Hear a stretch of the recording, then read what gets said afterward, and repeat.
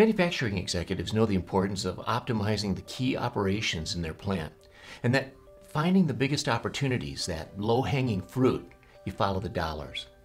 Now, the highest performing plants that we've worked with have all come to the same conclusion.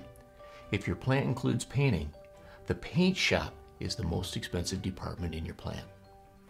Even huge operations like automotive manufacturers know that despite the huge number of parts and processes that they deal with every day, paint is still their most expensive operation.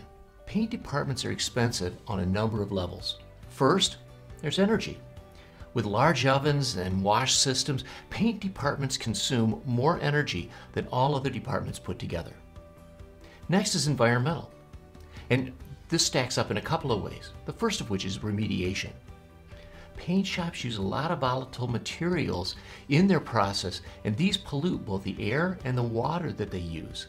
Now, the water and the air have to be cleaned up before they can be returned to the environment for obvious reasons.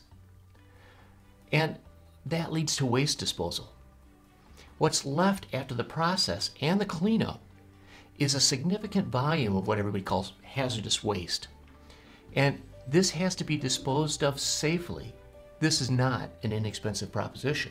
Finally, there's rework. Reworking quality defects from the paint department costs more than defects from virtually any other department in your assembly operation. This means that the paint shop, everything has to work perfectly every time, every day, or the costs mount up quickly. So you've got to ask yourself a question. Is your paint shop an asset or a liability?